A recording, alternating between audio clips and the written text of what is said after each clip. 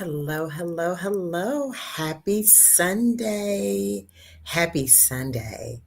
So, for those of you guys that don't know me, I am Torin Darling Brazel, founder, CEO, and president of Ignite, an organization that I started back in 2019 to help combat economic inequality. How we chose to do that originally was by directly supporting small businesses, entrepreneurs, and nonprofits. And through that journey, we've learned so much. And one of the biggest things that we've learned, y'all, is that this system is not broke. It's working exactly the way it was designed to work. But I'm so excited to share that we've also learned a lot, and we've learned the keys and the secrets to help you build, protect, and repair your credit, both your personal and your business. So before we go any further, because this very well may be the most important live that I've done all year long, do me a favor, send a friend a text, share this on your socials, get at least one more person over viewing this with you, because it is time, y'all, for us not to just survive, but to thrive. And I have an amazing presentation with so much information that I wish someone would have taught me and shared with me a long time ago. So, y'all ready? Y'all sharing? You getting some people in? Do me a favor, get some folks in. I want to make sure that everyone has an opportunity to learn all of the gems that I'm about to drop tonight. While you're doing that, let me just remind you and anyone that'll pop in that this presentation is for information purposes only, and it does not constitute financial, legal, or investment advice. Always consult a qualified professional before making financial decisions. The presenter and affiliated entities are not liable for any actions taken based on this information. Now, let's talk about what's called the 5 C's of credit. I don't know about you, but I had never heard of this 6 years ago. So I want to break it down for you. This is, in essence, how lenders think. Number one, the first C is your character. So this is all centered on your credit history because it shows your reliability. This is how they're able to gauge, based on your past history, if you're going to be able to pay back whatever loan they may give or line of credit that they extend to you. The next C is capacity. This is your ability to repay. If you've ever had anything financed, you may remember someone or a banker saying debt to income ratio. And basically, what that means is they're wanting to look at however much your income is versus how much debt you have and what that ratio is between the two. The lower that ratio is, the better. Capital. This is, of course, your savings and your assets, cash you may have on hand, your net worth, which we're going to get into, right? Collateral. So these are assets that you use to secure a loan. And guys, I want to camp out here for a little bit because there's a lot of us that have been in business for a really long time, but we haven't established credit per se for our business. And so a lot of times I get pushback and there's frustration because it's like, hey, I've been running this business for the last 10 years, the last 15 years. We've been doing very well. We've been, very profitable. I should not have to use my personal home or my personal assets to secure a loan. And in a perfect world, I would say that that's absolutely true. But while we're working together to build that perfect world, we are in a space where if someone gives you a loan, whether it's a bank or a credit union or a credit card extending capital to you, if you have not established credit yet, They are literally going to require that you put up a piece of collateral, and it's really a safety net so that if you don't, for whatever reason, you aren't able to pay that loan back, now they have a piece of collateral to help make sure that they're able to recoup their money. So I know it's not fair, but y'all, as they said, as you're when you're in Rome, you do as the Romans do. And last but not least, conditions. These are simply loan terms and the economic climate. And I don't know about you, but this current economic climate is absolutely crazy. It's the worst that we've seen in a really long time. And so, you making sure that you have a really high FICO credit score is going to be so important, especially in the days to come. So, as we get ready to move forward, I want to take a second and ask you to breathe, to get prepared to process all of the information that I'm about to share your way and take action. If you don't, make sure you have an ink pen and a notepad, or maybe you're like me and you take notes on your cell phone. I just need you in position and ready and prepared to take notes because I'm telling you, I am about to drop some gems that is going to save you thousands, if not hundreds of thousands of dollars, depending on the different type of loans that you may need in the days to come. So now let's talk about what is credit. Credit is simply the ability to borrow money or access goods and services with a promise to pay later. But to make it even more simple, credit is your financial reputation. And I don't know about you, but my grandfather always said, Tori, your name is all you have. Your reputation is all you have. And so our credit scores are an extension of us and our reputation. And it's really important that we protect it and that we maximize it. So let's talk about why credit matters, and particularly having at this point an 800 credit score or higher. Yes, y'all, we're going to be working our way there. And the reasons why is because number one, it influences your net worth, your interest rates that you'll pay. And, at this point, we're financing everything from our cars, our houses, even our cell phones, y'all. So those interest rates are really, really important. And I'm going to show you in a few seconds why.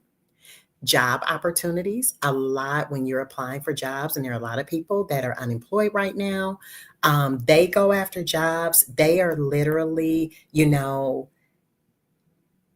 extending to you. Before they extend that job, they're going to check your credit. They're going to check your criminal history in a lot of cases. So it's really important for you to make sure you have a really good credit score. And then last but not least, your business credit. For all of my business owners, entrepreneurs, and nonprofits out there, one of the things that I had to learn is that there is no such thing as business credit when you're first getting started. You and your personal credit is your business credit. So, as a reminder, if you've sat in on one of my lives before, I went through to really try to help everyone understand what the current stats are revealing about the US individual net worth by race. So, if for our Black families, our net worth is typically $44,900. These are averages. For Hispanic families, it's 62,000. For white families, it's 284,000. And for other or multi-race families, it's 132,000. Now, let me break this down for you. Net worth, again, this is literally about what your assets are, what you own, how much cash you have available, what you have invested in the stock market. Like all of those things make up your assets list. And then your liabilities are the things that you owe. So you may have a mortgage. You may have a car note, you may have student loans, credit cards, anything that you're paying, that's now a liability. So, what you want to do is you want to add up all of your assets as well as all of your liabilities and subtract the two. And what this stat is showing is that on average, here in America, our Black families' net worth is 44,900. Hispanic families 62,000, white families 284,000, and other races 132,000.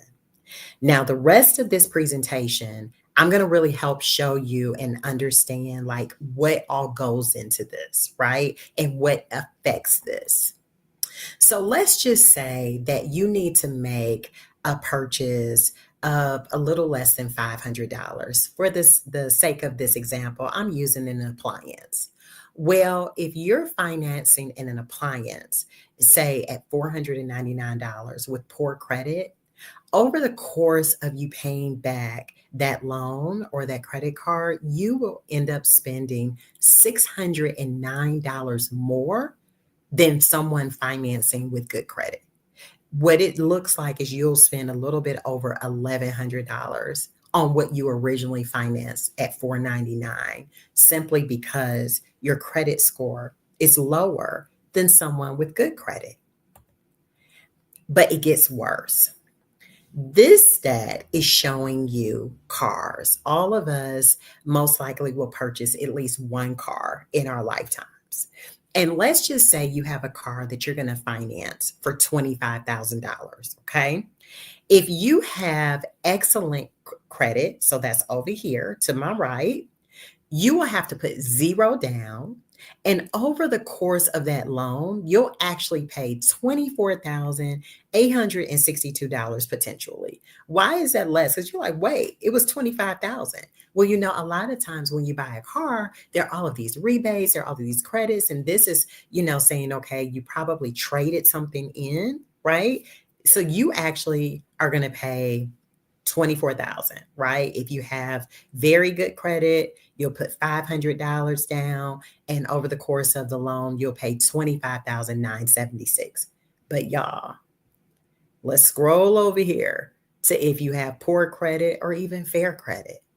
For a purchase that originally started at $25,000, simply because your FICO credit score is lower, okay? 37,000 or 31,000 is what you're talking about paying.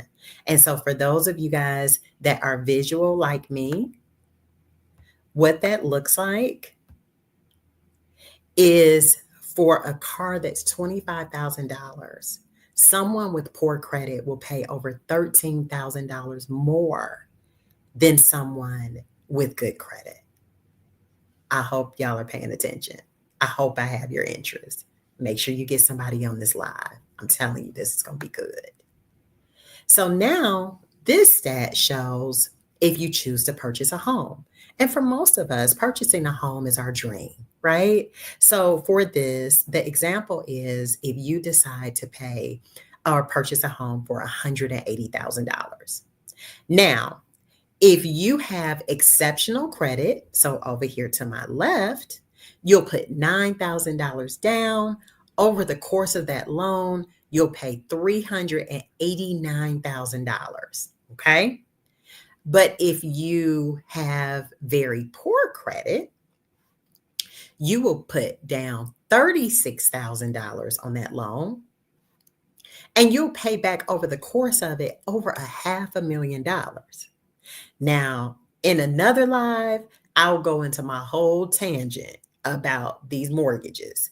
But for the sake of this presentation, what's important for you to know and to realize is that by having poor credit, you may pay $36,000 cash down and a total of over $105,000 more than somebody that has exceptional credit who actually literally only had to pay $9,000 down. Y'all, this is the current system. And I don't want you to totally go crazy like I have, right? Because when I really started understanding all of this, I was not okay. And it took me a minute to be okay. But now for me, Not only have I learned this and I'm sharing this with my family, but now I'm sharing it with you because I'm here to tell you it is time to take your power back. So let's get into FICO score ranges. You guys have probably all seen this before. It ranges, you have exceptional, that means over here on the right, 800 to 850 credit score. Very good is 740 to 799. Good is 670 to 739. Fair is 580 to 669. And y'all, the average American has a fair credit score, just so you know. And then this says poor, but I like to say rebuilding if your credit score is between 300 to 579. And what I want you to know, and this is something that no one ever told us and told me, is that it's not hard to fix this, but you do have to be intentional about making some changes today. So let's talk about what makes a FICO score. So your payment history, and the weight of that is 35%, and it's literally 192.5 points available. You have your length of credit history, which is 82.5 points. Credit utilization is 30%, so right there behind your payment history, 165 points. New credit inquiries is 10% at 55 points. And then having a healthy credit mix at 10% is 55 points. So now let's break this down a little bit. So with your payment history, a lot of times we get focused in on the due date, which is great, right? Because we absolutely want to always pay our credit cards and our bills by or before the due date. You also, in particular, want to make sure that you pay at least $1 more than your minimum. Why do you want to do that? Because your FICO score and your report is really just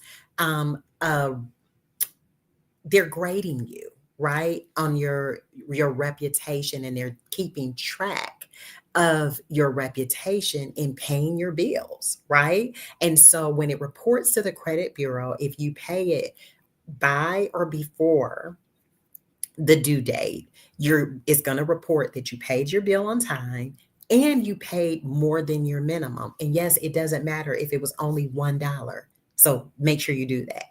But what they don't tell us, y'all, and it goes into this next point, the credit utilization, is that there is another date that is equally as important as your due date. And that is the date that your credit cards report to the credit bureau. An easy way to find that date is to look at when your credit card statement is printed. Whatever date that is the date that they report to the credit bureau. So, for example, for me, I have a credit card that is due on the 4th of each month, but they don't report to the credit bureau until the 9th of each month. So let's just say that, I'm going to definitely always pay my minimum plus $1, right? But let's just say my cash flow is a little tight, something has come up, and my utilization is way higher than what I wanted to report. But I make sure that I go ahead and pay it by the due date, at least what it was due plus $1, get that out the way. Then if I'm able to save money or pull money from someplace, to make sure that I put a lump sum on it to drop my credit utilization down by the time it reports on the 9th, I do that. Okay. And the reason why you want to do that is because, as you see, 165 points of that 800 plus credit score is directly related to your utilization. The payment history and the credit utilization are the two heaviest weighted points available in this system. So you want to make sure that you learn this and you master it and you use it. Okay. The next thing is your length of credit history. So that's 82.5 points. And a lot of times, this is an area where we get in trouble, especially for those of us that may be rebuilding our credit. Maybe you previously filed bankruptcy. And so, like when you first got started, you had to get one of those rebuilding type credit card accounts. And let's just say someone gave you $300, right, when you first got started. And you've now worked your way up to where most of your other cards, you have 15,000, 20,000, $30,000 limit, but you still have this little card where they have never raised your limit more than $1,000, right? And it's like, I don't need this little card. Well, yes, you do, because even though they're being insulting with not giving you a higher credit limit, the points that you're getting from the length of that credit history makes that card valuable. So you do not want to close that card. The next thing is new credit inquiries. You ideally do not want more than two new credit inquiries on your account each year. And the last thing is your credit mix. With your credit mix, you want to make sure that you have a healthy balance of credit. So, what that means is that you have a revolving type of credit on your account. So, those are your credit cards. Then you have a short term loan that is typically your car note, and a long term note that is your mortgage, and or maybe a student loan. Those give you a healthy balance of your credit. And so when you talk about building excellent credit, there are a few core essentials I want to bring and elevate for you. Number one, you should try to keep two active credit card utilizations. And actually, y'all, this should be at less 6% or less. You ideally would love to be able to zero your credit cards out. But if you cannot zero them out each month, you definitely want to make sure that you keep that thing ideally less when it reports to the credit bureau, less than 6%. Why is that? Because with your credit, there are a couple, and you guys make sure you write this down. There, at 7% is when you start getting points taken away from your credit profile as it relates to your utilization. So 7%, 30%, which is what we always hear, right? But no one told us that 7%. So that's a nugget you got here, right? 50%, 75%, and 100%. So if you're maxing out your credit cards, or you're using 50% of your utilization or 30% of your utilization, that is when you start seeing points being taken away. The next thing is, how many credit cards should you have? On average, I would say keep it at 4 cards. What that allows you to do is to have one card for the various expenses that you're going to pay every month anyway. So, one that you can use for your groceries, one that you can use for like your utility bills and paying your cell phone bill, one that you can use to put gas in your car, and then one just that you keep as an emergency for miscellaneous expenses. And the important thing about your credit cards is that you have to remember credit was created for us to basically use this thing to give us a 30-day window to help make our ends meet. So the way it was designed was for us to use it and to pay it off within 30 days. So it's really important to you that you only use your credit cards for things that you were going to already use your cash money to pay for. So use your credit card to pay for those expenses, and then take the cash that you were originally going to use to pay those bills and pay off your credit cards. That is how, my friends, you build and maintain excellent credit. The next thing is maintain one short term installment loan. So that is, like I said, 36 months or less. That's typically your car note. And then a long term installment loan actually would be, I see we have car here, but it really would be your mortgage, maybe a student loan. Okay. And so here are a few pro tips. And this isn't just for somebody that's building excellent credit, but for those of us that are like rebuilding and repairing, this is what you want to do.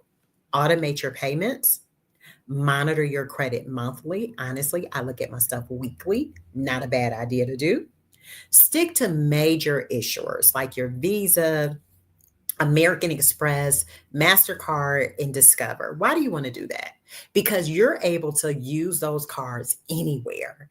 And for those of us that are building up a little bit of discipline, we are not just itching because we have this department store card in our wallet, right?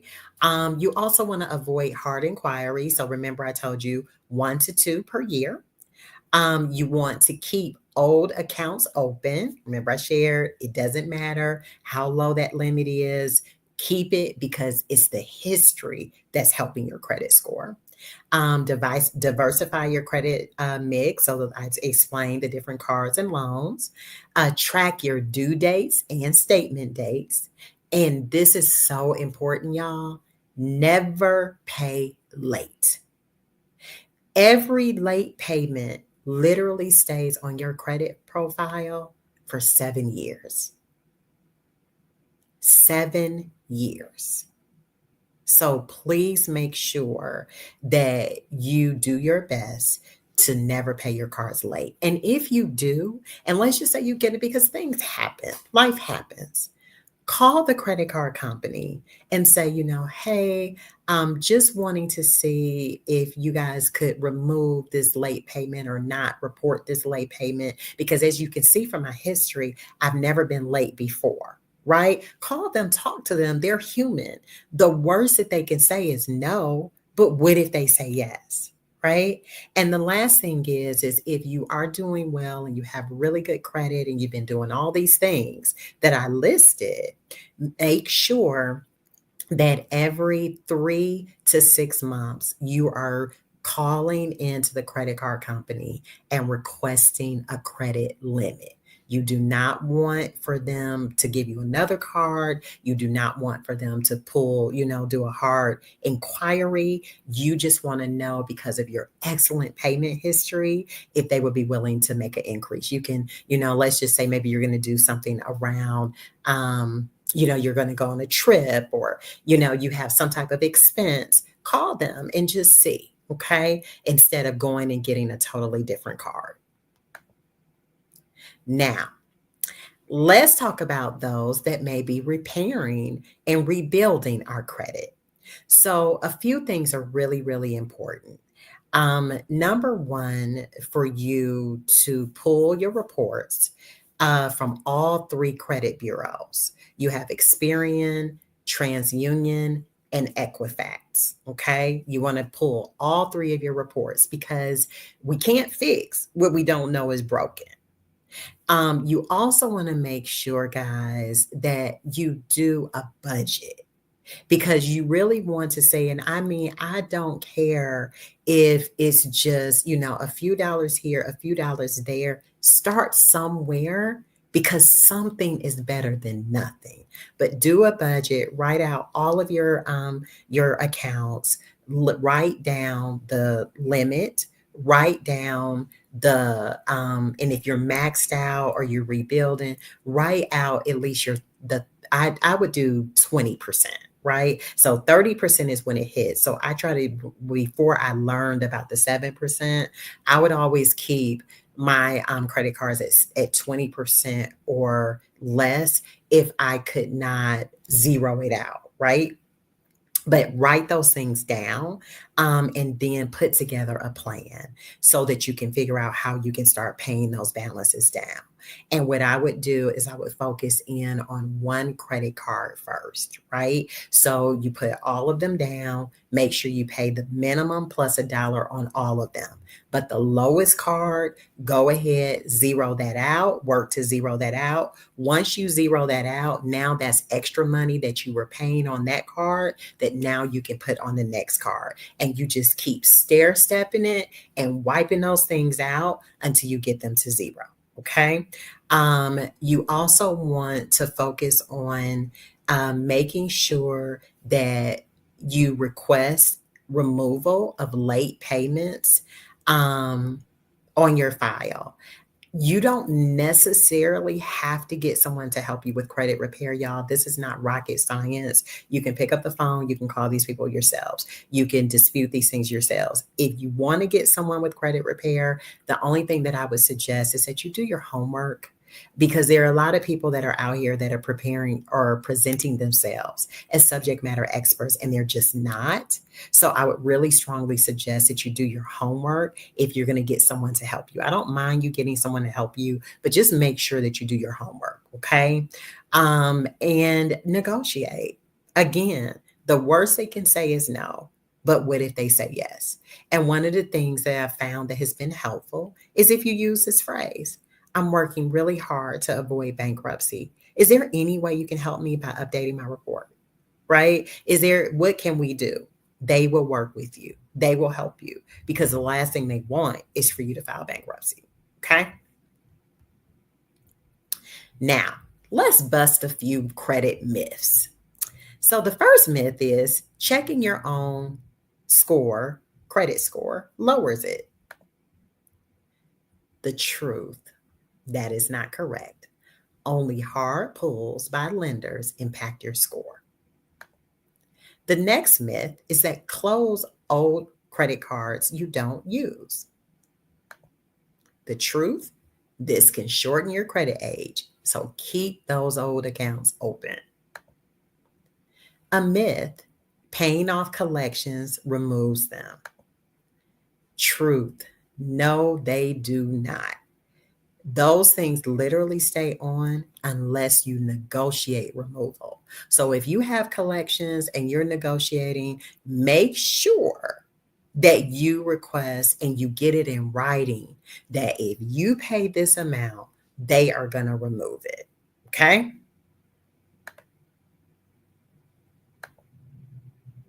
So now let's talk about a few tools that are here to help. So there's a company called Credit Karma, Experian, MyFICO, and then I just put Capital One and Discover, but that just represents different credit cards, because most credit cards actually have like a little app that allows you to see your FICO score and your credit score. So, and those things, a lot of them you can register for free, right? So, definitely take a look at those, because remember, you can't fix what we don't see and acknowledge is broken. So, you have to have your reports, and then you have to be looking at these on a regular basis. And so now let's talk about boosting your credit score. I really want to invite all of you to go on and take the challenge with me. I want for us all to work to get an 800 plus credit score. And I want to challenge you to follow a few steps listed here so you can have your credit score go up 50 to 100 points in the next 90 days. So, how are we going to do that? Number one, pull your credit report from all three credit bureaus. Number two, if at all possible, zero your credit cards off every month. Okay. If you can't zero it out, you want to try to work to get your limit when it reports at 6% ideally. But if you can't do 6%, do 30%. If you can't do 30%, work towards 50%. The point is, y'all, starting somewhere. You know what your balances are looking like. So I'm not going to say if you're maxed out today to make your first goal trying to get to 60%. No. Let's make your first goal to get to 50% or less of your utilization, and then work to get it to 30%. Then from there, the 60%. Rome was not built in a day, and we're going to build this thing in our financial freedom one step at a time.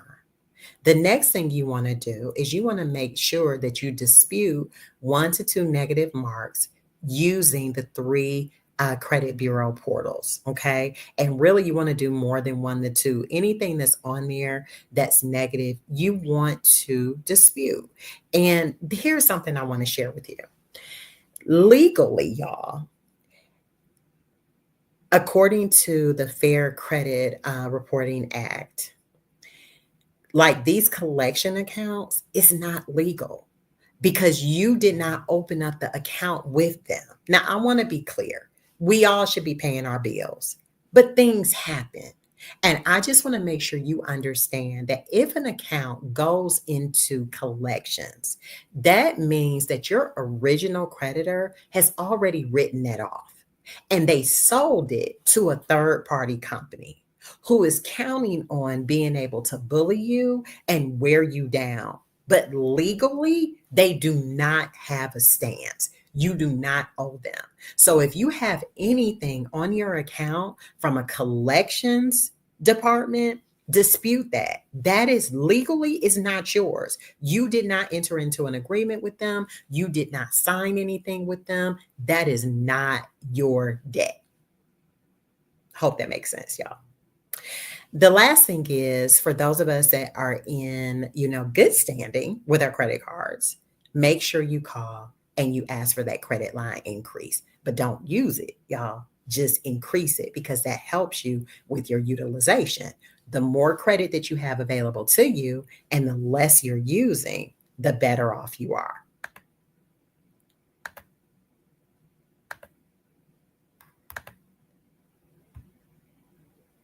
So that was everything.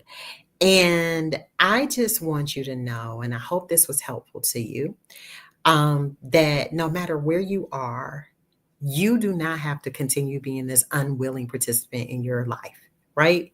You can take and start today and make the changes and make the shifts and begin to take your power back. And you don't have to do it alone. Ignite is here for you. And so it's a few things I want you to do. I need you to scan that QR code right here on the screen. And that's going to take you to our Linktree account.